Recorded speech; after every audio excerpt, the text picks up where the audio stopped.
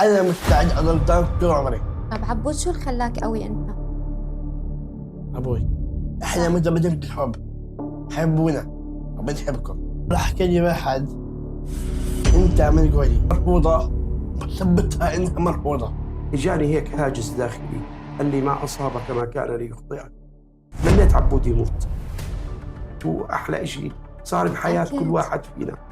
بالفعل عبود علمني القوة. هي كلمة واحدة بس، أنا معك طول عمري.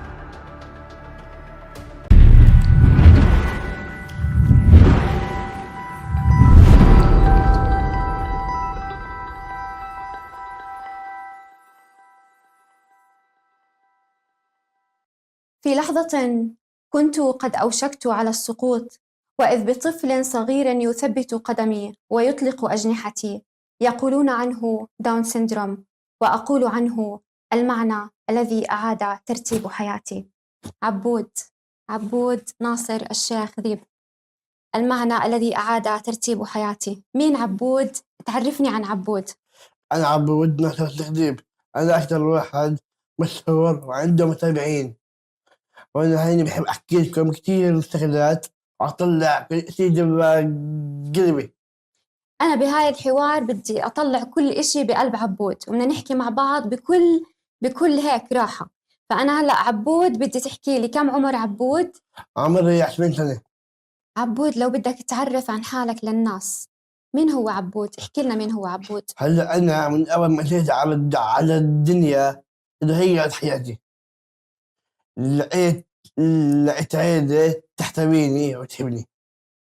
السيد ناصر الخديب أعز أب على سمر قلبي. أمي استفد من الحنان، طمأنينة ورخيص.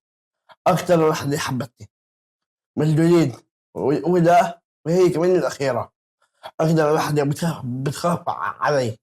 عيلتك الحلوة هاي، صح؟ والسيد رائد، رائد صاحبي وأنا وياه طول العمر. سيد طائر أول لما جيت على الدنيا ما كان هو بده إياني، بس أنا غيرت الله له. خليت وقتها راح اسمه حبني، أنا حبني. طيب عبود، أنا حكيت إنه بيحكوا عن الطفل اللي أعاد ترتيب حياتي، داون سيندروم. احكي لي مين هو الطفل. هلا أنا من بعد ما جيت على الدنيا بلشت ترى أوعى. بلشت إنه أوعى. حسيت إنه أنا صرت زلمة. صرت زلمة. يعني أخوي رائد أول شخصيتي وصلت ترى المستوى أنا ترى بدي إياه. أنا لا زلمة، عندي اسمه كرامة، عندي هيبة. هلا أنت زلمة مميز، احكي لنا شو سبب تميزك، شو سبب اختلافك عن الناس، شو اللي أنت هلا مميز فيه بالدنيا؟ هلا عشان موضوع ترى اختلافي. أنا داون وبشكر ربي تعالى الحمد لله. سبحانه إني داون. هو ما عم يشتغل غلط. أنا داون بكل فخر بعتز إني داون. يعني أنا مستعد أضل داون طول عمري. حتى لو قال لي واحد أنت من قولي لا، هاي كلمة مرفوضة، بثبتها إنها مرفوضة. إحنا إحنا مستحقين من قولية، إحنا صح. متبادلين الحب، حبونا وبنحبكم. يعني أنت رافض هاي الكلمة، وكمان المجتمع رافضها بالمجتمع المجتمع كامل، كله. إنه كلمة منقولي، صح؟ آه. إحنا داون سيندروم، كروموسوم زيادة. هلا بقول له عنا متبادلين الحب. إحنا متلازمة الحب آه. ومنشع حب، صح يا عبود؟ آه. طيب هلا أنت يا عبود، إيش اللي بتتمنى الناس يعرفوه عنك دايما؟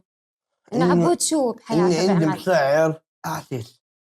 عندك مشاعر وأحاسيس. أنا بحس مرات بكتم اللي هو جواي، مرات بطلع على جواي لما أكون لحالي.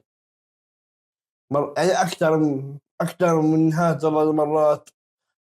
قلبي بصرخ. طب ليش بصرخ قلبك يا عبود؟ لأنه آه، لأنه عمري بحياتي ما حد خاف علي غير الحج. يعني مين أقرب واحد إلك بس بالدنيا؟ مشكلتي عنيد وما برد، يعمل حد زعل مني بس خلاص. صاحبي، وقال الله سبحانه وتعالى: أمك ثم أمك ثم أمك ثم أبوك. طيب عبود، هلا انت أنا ما بدي أفتكر إني أروح على جدة فآخذ كل أهلي وما صاحبي. ومعك صاحبك، مين هو صاحبك اللي بدك أبوي. تاخده معك؟ أبوي. بدك تاخده معك على الجنة. طب ليش بدك تاخده معك على الجنة؟ أبوي مش بشترى، أبوي مش بشترى أب أمين ابنه، لا صاحبي. صاحبك صاحبي. وصديقك بدك تاخده معك على الجنة. طيب عبود، هلا انت درست وتوجهت للمدرسة ورحت على المدرسة، في إشي واجهتك مشاكل بالمدرسة؟ يعني في موقف ما عجبك ما حبيته، في إشي ضايقك بالمدرسة؟ هلا أكيد لا، بس أنا كنت من ترى صف كنت مدموج من صف جد وعد لحتى سبت لي. أنا ناجح ب4 مواد وراسب بالتوجيهي. ب4 مواد. وقتها انتقلت، كان عندي شغل، اشتغلت في مطعم خير كلاي، فرع الدرجة، صارت 36. طبعا أنا أكثر واحد حبيته صاحب المحل صاحب المحل اللي وكمان مدير بالزرقاء. الصالة. طب أنت كيف بتعامل زملائك بالشغل؟ هلا الحمد لله منيح ومحترمين معي بالتعامل. هلا عبود، بشغلك بالمطعم بدي تحكي لي عن موقف حلو صار بشغلك بالمطعم. هلا هم اثنين. مرة من المرات جابوني حلو كنافة أكلت. بعدين أنا بعد ما أنا أكلت الموقف التالي، طلعت كان في ناس واحد منهم طلب برجر مش صحي، طلب كله دايت. قلت له أنت طالب أكلك مش صحي، بدك دايت ليش؟ في عندك ولا عادي؟ أنا ما تركت يعني. قال لي أنا بحب أسوي دايت. قلت له أوكي. شو إشي زعلك بالشغل؟ في إشي زعلك هناك بالشغل من زملائك؟ إشي هيك زعلك وعصبك؟ هلا أنا مرات بعصب من سبب ومن ولا سبب. لا. السبب أنا بكون مرات مضغوط في ترى أجمع، يعني المحل فيه أكثر من واحد. مرات بريك بطلعش. ما بعطوك بريك؟ مرات. أحيانا. أيوه. طيب. فأنا بضل قاعد بشتغل لحتى أنزل أطلب بريك. بنزل بدي أطلب بريك بحكوا لي كم شغلك كمان شوي. عبود، مين هم أصحابك؟ أبوي بشتغل، زملائي كلهم، بس أكتر واحد حبيته من زملائي مدير الصالة، والثاني زميلي زميلك برضه ألطف إنسان محترم. برضه بالشغل هاد، مم. وأكتر إشي بزملائك هو بتحبه. طيب إيش أكتر موقف حسيت إنك فخور بحالك عبود؟ أنت بإيش فخور؟ فخور إنه عندي كمان دكاترة. عبود، أنا بعرف إنك بتروح للجامعات والمدارس بتوعيهم آه وبتعمل توعية. طب شو أنت بتحكي لهم بالمدارس؟ شو التوعية؟ عندك قبل يوم مختلف عن مين الدعم كلهم. طيب شو الموضوع اللي بتحكيهم فيه؟ تقبل يوم مختلف أهم شيء. تقبل الاختلاف. هلا لو قلت لك والله الدعم، لو قلت لك ولد عنده شلل دماغي، عنده شلل رباعي، عنده ترى إعاقة حركية، إعاقة سمعية، مهما كان هو يتقبلوه. يتقبلوه زي ما هو اه ويحبوه، صح؟ هو هو ما عمل بحاله هيك، الله اللي خلقه، هو ما خلق حاله. مزبوط، صح. هو ما خلق حاله، ربنا خلقه. طب إيش أنت موقف الناس بتعمله أنت ما بتحب يعملوه، بدك إياهم يبطلوا يعملوه؟ احكي هلا لهم خلص وقفوا يا ناس، أنا ما بدي تعملوا هيك. شو إشي بضايقك ما يعملوه الناس؟ هلا انا مرات بلاقي ناس محتاجة وبعطيهم. واحد منهم زميلي بالشغل اللي هذا شحاد ما ترجع تعطيه. واحد بزميلك بالشغل حكى إنه عنك اه هيك، إنه ما تعطيه، اسمه كاين، زميلي بالشغل. وأنت تضايقت من هذا الإشي، ما بدك الناس يعملوا هذا الإشي، اه صح؟ لازم إذا واحد لازم الطفل الداون لما يلاقي واحد فقير يعطيه. يعني لازم لما يلاقي واحد فقير إنه يعطيه. أهم شيء ما حدا يشفق على الداون. الداون ما بحتاج الشفقة. عبود إذا بدك تغير فكرة عند الناس عن الداون، شو الفكرة اللي بدك تغيرها؟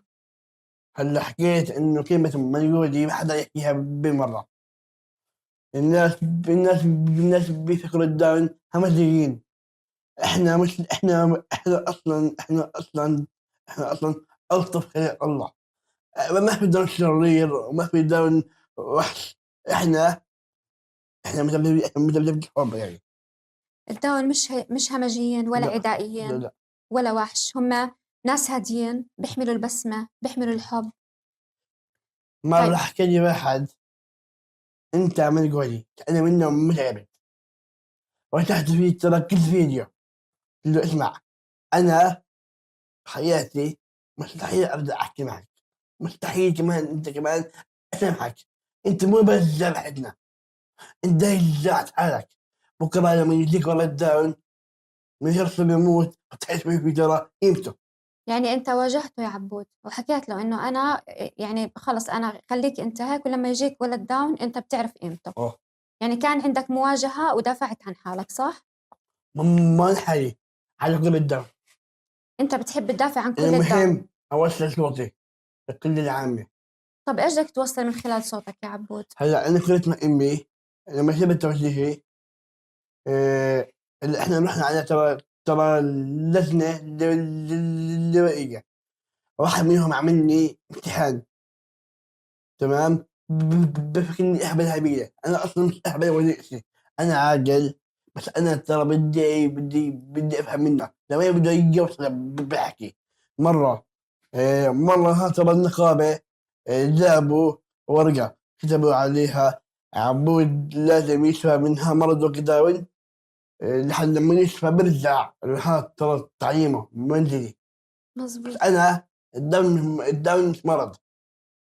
طيب عبود، هلا أنت بتحب تستقل بحياتك، يعني تكون أنت تعمل كل إشي بحياتك لحالك، بتحب هاي الاستقلالية اللي بحياتك؟ بحب طيب شو بتحب أنت تعمل بحياتك؟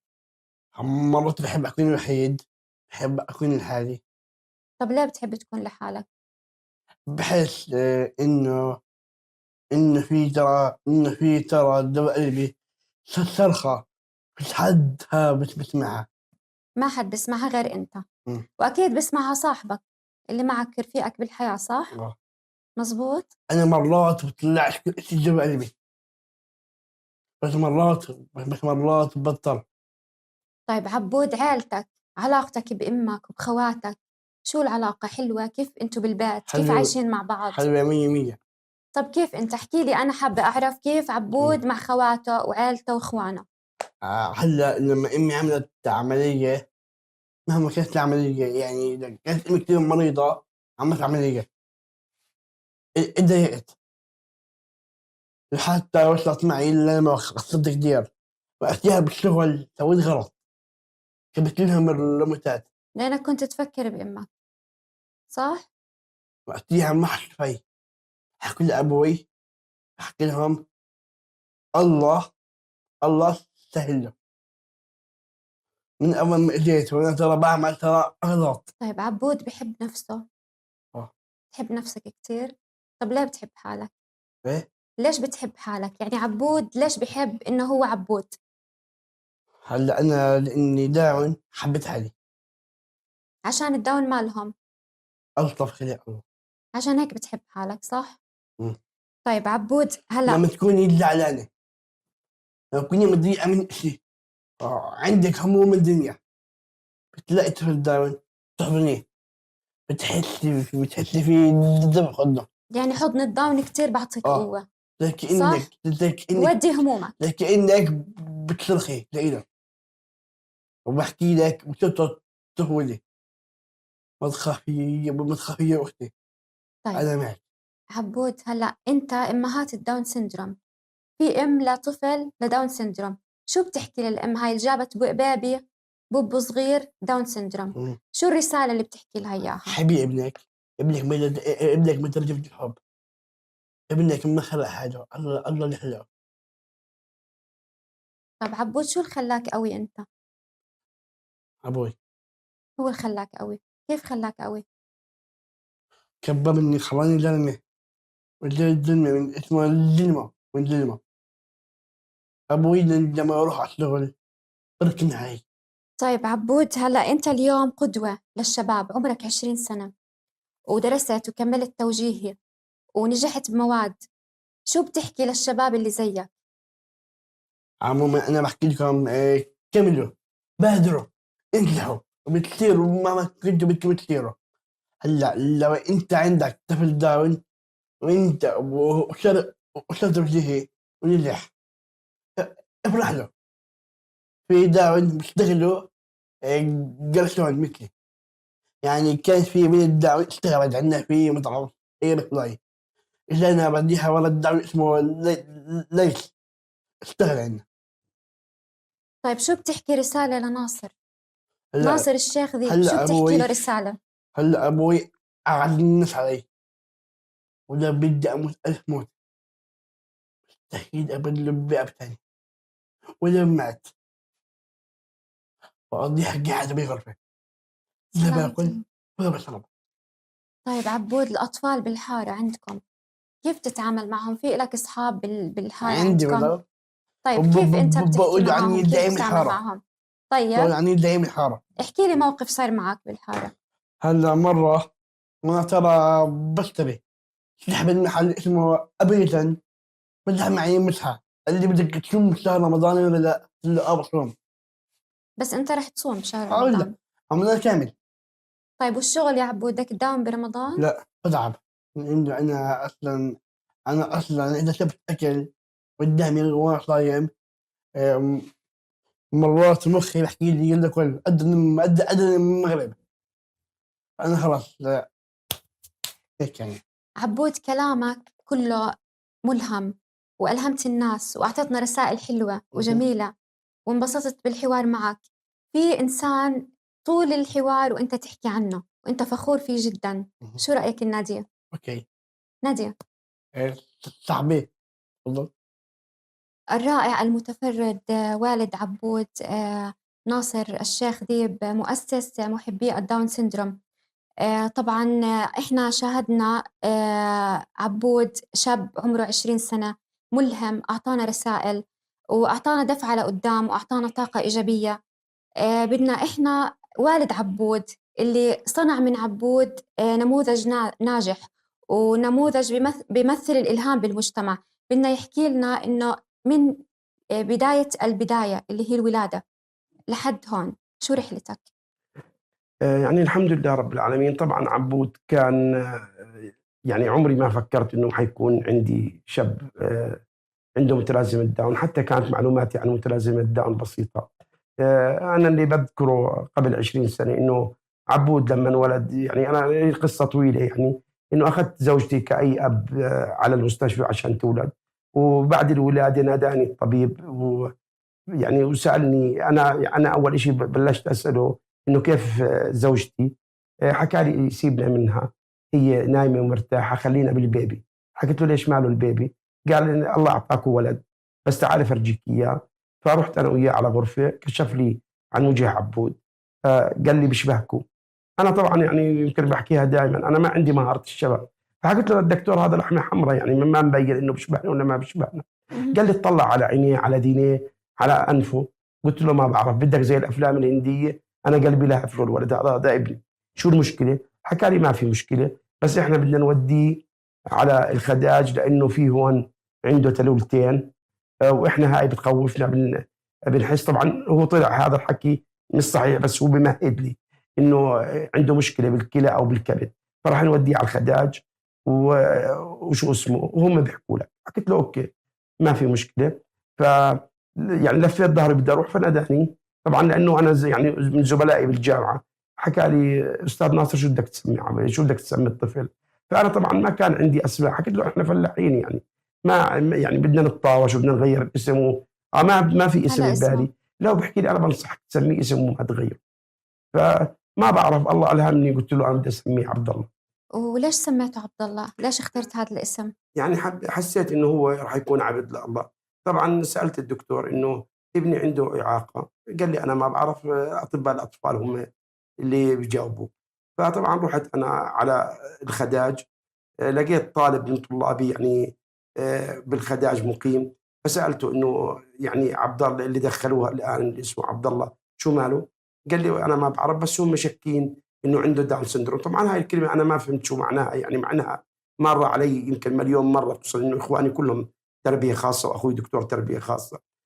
فالمهم ضليتني محتار، يعني أنا ما بدي أطول بالقصة، ضليتني محتار يعني من الساعة 11 للساعة تقريبا 3 وأنا مش عارف شو داون سندروم. بسأل وما كان النت قبل 20 سنة متوفر إني أسأله أو أسأل حد، لكن كنت كل ما أسأل دكتور مقيم من اللي بعرفهم يتهرب من ما الجواب. وضحوا لك ما الأطباء، ما وضحوا لي وضحوا. لحد ما اجت واحدة من اخواتي دارس تربية خاصة، فحسيت انه لازم احكي معها بحيلة. فسألتها انه شو يعني داون سندروم، حكت لي انه شو جاي على بالك هسه؟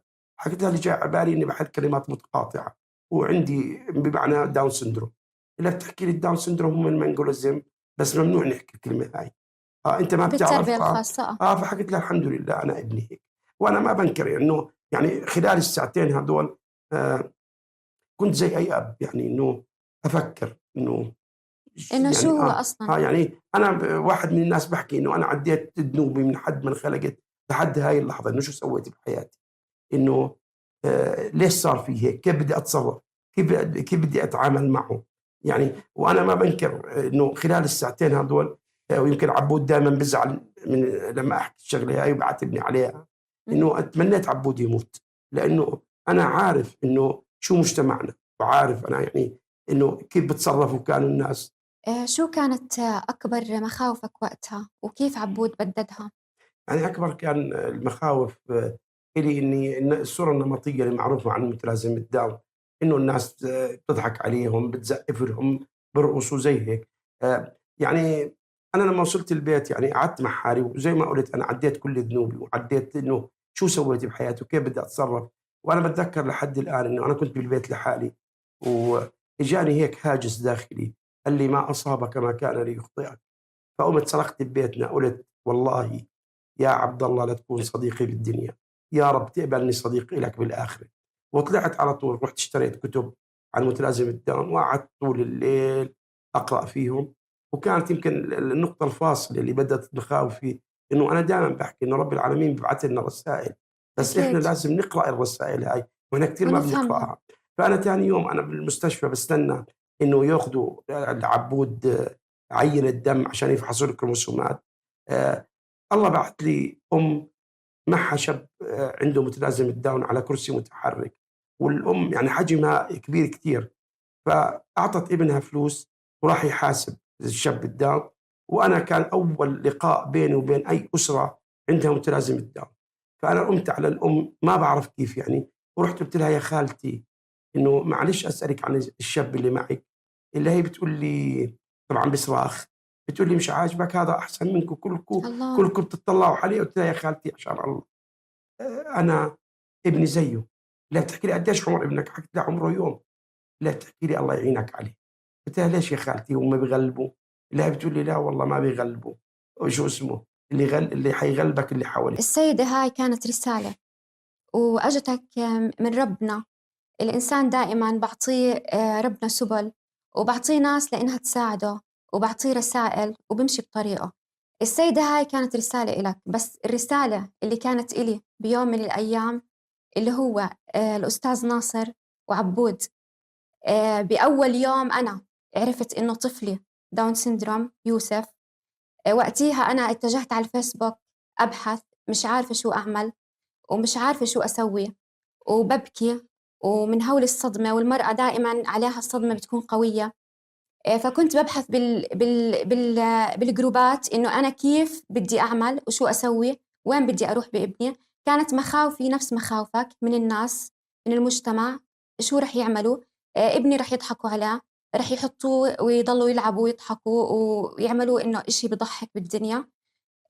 لقيت حدا بيبعت لي إنه أنتِ بأمان، إنه إحنا معاكِ، كل الأمهات معاكِ.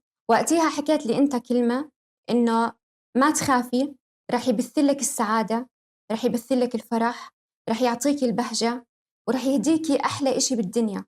وقتيها ما صدقتك، بس أنا بهاي اللحظة من البودكاست هاد بحكي لك إني أنا صدقتك، إنه هم الحمد ببثوا لنا لله. السعادة، ببثوا لنا الفرح، وأكبر إشي بالدنيا، وأنت أكبر رسالة بعتها ربنا إلي، مع إني في الحمد لله. فترة انقطاع كبيرة من عدم التواصل مع الداون سيندروم، مع مجموعتكم، مع كل الناس اللي حواليكم بسبب وقتي. بس أنا بحكي لك أنت أكبر رسالة أنت وعبود بعتها ربنا إلي، زي ما الست كانت رسالة إلك. الحمد لله، الحمد أكيد. لله. وهي يعني احنا كلنا بنكمل بعض، وهي يعني بالنهايه انه رب العالمين ويمكن قلت لك انا زمان انه انت راح تكملي رسالتي، انه انت حتلاقي امهات جدد وتحكي معهم وتدعميهم يعني وتعطيهم من خبرتك ومن حبك لابنك. والحمد لله يعني انا بضل اقول انه احلى شيء لحد الان صار في حياتي انه الله اعطاني عبد. التربية بالعادة بتحتاج صبر، فأكيد بتربيتك مع عبود في أسرار وفي كان تعامل بالبيت، ممكن بشكل خاص أو بشكل إنه يعني كعبود. فكيف أنت عاملت عبود في البيت أنت وعيلتك؟ هلا يعني البداية إنه بعد ما يعني تبليغ أمه إنه عبود متلازمة داون، كان يعني هي القصة الصغيرة اللي أنا دائما بحكيها للأمهات، إنه لما طلعت مرتي من المستشفى تركنا الأولاد عند أهلي، ورحت أنا وياها على كافيه قعدنا أنا وياها، وقلت لها كلمة، قلت لها إنه أنا وياك الآن زي أكننا مخطوبين وبدنا نتجوز بكرة، بيننا حياة جديدة. أنا كنت جايب مصحف معي وحطيته بيننا، قلت لها بدك تحطي إيدك على المصحف وتحلفي فيه إنه عبود بالنسبة إلنا خط أحمر، إنه أي حد راح يجرحنا فيه ما بدنا إياه، أي حد ما بيحترمه أو ما بيحترمنا أو بده يحكي عليه بدنا نقطع علاقتنا كاملة معه حتى لو كانوا أهلي وأهلي. وأقسمت هي على هيك، وروحنا على البيت جمعنا الأولاد مع إنهم كانت أعمارهم صغيرة، فهمناهم وضع عبود إنه عبود يعني عنده متلازمة داون، إنه بدنا نتعاون كلنا. بالبداية الأم أخذت دورة اسمها البورتج اللي هي التدخل المبكر، وبلشت توزع علينا بالبيت كل واحد دور لتعليم عبود، اللي كان يخلص دوره كنت أكافئه ويكمل دور اللي ما خلص. وبلشنا بهيك، وبلشنا إنه شعرنا إنه عبود عم بيعطينا حب في البيت. يعني إحنا لحد الآن بنقول إنه يعني قلب حياتنا لأحلى ولأجمل. يعني عبود أنا دايما بقول لو مثلا يوم نام بكير تكون البيت كئيب، لحد ما إحنا بنروح بنصحيه لو غصب عنه، لأنه هو حلاوة البيت، هو أحلى إشي صار بحياة كل أكيد. واحد فينا. ويمكن أنا يعني أنا قُلتها قبل إنه أنا عندي 3 دكاترة وعندي طفل صغير، أمم، لكن أنا دايمًا باقول لو رب العالمين خيّرني بين ال4 وبين عبود، باختار تختار عبود عبود. لإنه عبود الأغلى، والعبود الأحن، وعبود يعني أنا باضل أحكي شعر بعبود أصلًا، يعني عبود هو حياتي. أكيد، يعني هي مبنية العلاقة على الحب وعلى التفاهم، وبنفس الوقت على الوعي، إنه في وعي وفي تدخل مبكر، فكله مبني على وعي عام ط بالعالم. طبعًا يعني المفروض إنه يعني إحنا بنقول دائمًا الداون لا يحتاج إلى شفقة، الداون أكيد. العناد اللي فيه أو إذا بتشوفوا عناد عند الداون هو من الدلع أو من شفقتنا عليه. إحنا ما تعاملنا مع عبود هيك، عبود كان يُعاقب طبعًا عقاب تربوي مش ضرب، زيه زي باقي إخوانه، كان لمّا يغلط يتعاقب، إنه ما أعطيناه دلال زيادة عن اللزوم، إنه زيه زي أقرانه زيه يعني. زي أقرانه، وبلشنا نهتم فيه، نعرف إنه مثلًا يعني أنا يعني باذكر إنه أنا زوجتي معلمة رياضيات، كانت يعني شغلها أهم شيء بحياتها. في يوم من الأيام إجت قالت لي أنا بدي أستقيل، واستقالت من عملها. يعني وأنا لمّا سألتها ليش بدك تستقيلي؟ قالت لي لإنه عبود عم بتراجع بالدراسة، خواته صاروا بالجامعة وأنا مش ملحق. عبود كان بالبيت يحتاج ل4 ساعات دراسة من والدته عشان يوصل لأقرانه. يوصل ويمكن يعني النقطة اللي أنا دائمًا باحكيها بالدمج، إنه أنا كنت دائمًا أشرّط على المدارس إنه لازم أنا كل شهر أروح أقعد مع زملاء عبود، أطلّع عبود من الصف وأقعد معهم كصديق إلهم، يكون معي ورقة وقلم إمم، وأخلّيهم يحكوا شو الإشي اللي ما حبوه بعبود، وشو وشو الإشي اللي ما الإشي اللي حبوه، حبوه؟ أو الإشي اللي ما حبوه كنت أعالج لهم إياه مباشرة. أكتر موقف حكيت فيه الحمد لله، إيش الموقف اللي أنت مرّيت فيه حكيت فيه الحمد لله؟ إذا كان الموقف اللي بخُص عبود مواقف كتيرة، لإنه يعني كل إشي لعبود كان إنجاز.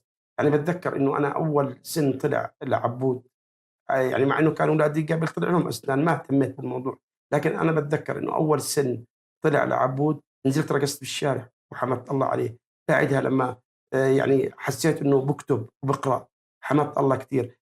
كل مواقفي مع عبود فيها حمد الله وفيها كلها سعادة. الحمد لله. وشو علمك عبود؟ شو الإشي اللي تعلمته من عبود؟ تعلمت من عبود الصبر، تعلمت من عبود إنه أكون قوي، إنه لازم أكون قوي عشان أدافع عن عبود، عشان أمنع أي حد يعني يتنمر عليه أو أي حد يجرحه بأي كلمة. بالفعل عبود علمني القوة. اللحظة اللي حسيت فيها بالفخر، أكتر لحظة حسيت فيها بالفخر، شو كانت اللحظة؟ يمكن إنه لمّا عبود طلعت نتائج التوجيهي وكان ناجح ب4 مواد، لإني ما كنت أتوقع.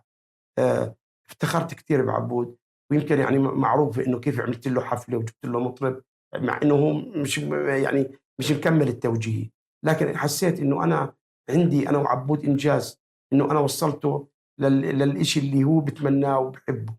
فالحمد لله على كل شيء. عبود إيش بحب أكتر إشي يسمع منك؟ شو الكلام اللي بحب عبود يسمعه من ناصر ديب؟ باحب يعني يمكن السؤال اللي جاوبِك عبود عليه. أتوقع إنه بيحب إني أحضنه، إنه أحكي له إنه أنا كتير باحبك يا عبود، إنه أنا وياك أصحاب. عبود بيحب منّي كلمة صاحبي. طب إذا بدك توجه رسالة للمجتمع، إن كان أهالي أو مجتمع بشكل عام، رسالة واحدة توجهها للمجتمع تكون أنت وصلت فيها رسالتك، شو هي الرسالة؟ يمكن أهم شيء إنه يعني الرضا بقضاء الله وقدره، وإنه السعادة دايمًا إحنا ما بنعرف وين هي. لكن أنا اللي باشوفه إنه السعادة بالرضا، الراضي هو السعيد يعني. وإحنا الحمد لله رب العالمين، يعني أنا دايمًا باحكي إنه خلال التاريخ كله رب العالمين ما أخذ واحد من قوم عشان يعذبه، دايمًا الاختيار للتمييز. فإنه أنا لمّا رب العالمين اختارني أن أكون أنا وأسرتي، عندنا عبود من بين 800 أسرة، فالله ميزنا واختارنا لأنه بيحبنا. ويمكن إحنا زمان تمنينا عمل يدخلنا الجنة، فرب العالمين بيتحدانا وحط العمل ببيتنا، وإن شاء الله نكون بنقدر إن ننال الجنة بواسطة عبود واللي زي عبود. أكيد يعني طبعًا. وعبود مش عبود سعادة، عبود يعني هو الإشي الحلو في كل الحياة. الحمد لله على عطاء ورضاه. الحمد لله. للأب والأم شو بتوجه رسالة؟ أب وأم عندهم طفل داون، إيش الرسالة الأعمق اللي بتوجهها إلهم، اللي بتعطيهم السبيل أو الطريق الأولى أو الخيط الأول، شو ممكن تحكي لهم؟ الخيط الأول إنه الله اختاركم. دايمًا يعني باشوف إنه إذا الأب والأم اقتنعوا بطفلهم الداون، إنه هاي بداية حب جديدة، بداية علاقة حلوة جدًا، لإنه كل إشي للداون إنجاز، كل إشي إله سعادة. وتأكدوا تمامًا إنه كل ولادنا إذا جاز التعبير بدنا نحكي عاديين، راح يسيبونا ويتركونا ويروحوا. اللي ضايلين هم الداون، هم اللي ضايلين معنا، هم اللي راح يرعونا، هم اللي بيعطونا الحب. ويعني أنا دايمًا يعني سعادتي بعبود، سعادتي بوجود عبود الحمد لله رب العالمين. وكيف غيّر عبود نظرتك للحياة؟ آآ يعني عبود يمكن إنه أنا خلص أنا اقتنعت بعبود، حتى يعني أنا معروف إنه ما رضيت أكمّل دراستي بعد عبود، إنه قبلت بوظيفة يمكن وظيفتي من 20 سنة نفس الوظيفة، راتبها أقل من إني لو درست. بس أنا حسّيت إنه أنا كسبت عبود، كسبت الناس. يعني وجودي أنا وعبود بمحاضرات سواء بالمدارس أو بالجامعات أو حتى على بتحطّوا فيها التوعية. السوشيال ميديا عشان نعرّف الناس بالدوام. هاي أكبر سعادة إلنا، ويمكن أكبر إنجاز حسّيته بحياتي، وما كنت راح أقدر أعمله لو ما كان عبود معي. طَب أنت كيف وصلت مع عبود لهاي المرحلة؟ يعني كيف أنت وصلت مرحلة إنه عبود يطلع معاك بالتوعية ويحكي ويعرف كل هاي الأشياء؟ هلأ يعني عبود بالبدايات كان يعني يكون معي كمستمع وهو صغير، لكن أو مرات كنت أنا بالمحاضرات لحالي. بس صار التحدي إنه لازم أفرجي الناس إنه متلازمة داون مش مخيفة، مش بتخوّف، إنه لازم يشوفوه على الواقع. فكان عبود بالبداية يكون معي، وشعرت إنه حُب الناس إله، إنه لمّا يكون معي بأي أكيد محاضرة. وبعدين هو عبود صار بده يحكي لحاله، يعني حتى كتير من المحاضرات عبود بيحكي لي النقاط اللي لازم أنا أحكي فيها، وإنه ممنوع تحكي كذا وكذا وكذا وكذا، أو ممنوع تكرر فهو الشغلة بلش هاي. يحمل رسائل هو اللي هو يوعّيك. صار يعمل رسائل يعني وصار هو اللي بده يحكي. وعبود دايمًا يعني حتى مع الأمهات الجدد، عبود بالبداية هو بيحكي معهم عشان يقتنعوا إنه، لأنه أنت لمّا تحكي نظري لأم إنه مثلًا ابنك راح يحكي، ابنك راح يفهم، ابنك راح يكون بحياته زي أكيد يعني ما ما بتقتنع رح تقتنع. الا لما تشوف عبود. واحنا كثير يعني ايام الجمعه والسبت يكون عندنا ضيوف عائلات جديده من الداون بالبيت عشان يشوفوا انه احنا كيف عايشين مع عبود. عبود، مين فيكم صوته أعلى بالبيت لما يعصب، أنت ولا بابا؟ انا والله الحظ اعرف. مين صوته أعلى فيكم؟ صح بيحكي يعني ما عبود في هيك. تعصيب، يعني ما في علاقه صوت بيني وبينه. انا حتى عبود عصبيته قليله، حتى عصبيته ثواني يعني، وبعدها اعتذر بسرعه. بندم على اي غلط بغلطه وبيجي بالصالح يعني. انا يعني مش عصبيتي سكوت، انه بسكت. إنه بس سكوت، بس عبود بيرجع يصالحك هو. وانا لما اعصب على عبود بس بحكي له انه بطلنا اصحاب. طب شو الموقف اللي عمله عبود خلاك تدمع من الفرح والفخر؟ يعني يمكن انا لما عملت عمليه بايدي انه كان خايف علي، حكى معي انه 100 خوف علي، وانه كان يعني يبكي انه انا بالمستشفى وبعيد عنه. وبس كان بده من الاطباء انه يعملوا بايدي خط واحد عشان اصير داون. يا الله. عبود، ليش بدك بابا يصير داون؟ يا تولد بعيد لانه اصلا بدي اياك كنت زيي. بدك إياه يصير مثلك. بحب. طب عبود، شو النصيحة اللي بيحكي لك إياها بابا وأنت زهقت منها؟ لا نصيحة دائما بكررها عليك وأنت انا زهقت. اصلا منه بتهجس. بزقش. ما بزهق منك، يعني لا ما في ولا إشي بتزهقك. لا ابدا. طيب هلا الكلمة اللي أنت بيحكيها عبود إلك بتخليك تنسى تعب اليوم وتنسى كل هموم. إيش هي الكلمة، أكتر كلمة بيحكيها عبود بنسيك كل هذا الإشي؟ يعني يمكن اول ما ادخل على البيت تعبان انه على طول بيجي بحط ايده على خدي ويسالني عن شغلي، انه تعبت، انه انت زعلان، حد زعلك. ويعني يمكن ضمته الي انه لما يعبطني بنسى كل الدنيا. وبحب منه كلمه صاحبي. كلمة صاحبي. وعبود، إيش بتحب بابا يعني يحكي لك دائما؟ إيش الكلمة اللي أنت بتحب يحكي لك إياها؟ ما راح أحتاج ابدا. طيب وشو في أنت حابب إشي تحكي له إياه هون من قلبك، هلا إشي حابب تحكيه؟ شو بدك تحكي لي؟ هي كلمة واحدة بس، أنا معك طول العمر، وإذا بدك تغسل الكلاب راح أضل معك. لو بدي اغسل الكلاب بضل. مبسوطة كتير أنا وتشرفت إني أنا بحضرة شخصية مثل عبود، ناجحة طموحة، شق طريقه بكل عزم وبكل إرادة، وأثبت للجميع إنه الداون سيندروم إنهم بشر مثل غيرهم، وإنه إلهم أحلام وإلهم طموح، وبالعكس إنه خطواتهم ثابتة وكبيرة أكتر من أي حدا. ومبسوطة إني أنا بحضرة يعني أستاذ بعطي الطريق وبعطي إنه سبل النجاة لما أي صدمة بتواجه أي ست، لما أي حدا بالمجتمع إنه بواجه صدمة إنه طفله داون سيندروم. مبسوطة إني بحضرتك ومبسوطة بهذا اللقاء ومبسوطة إني كنت معكم.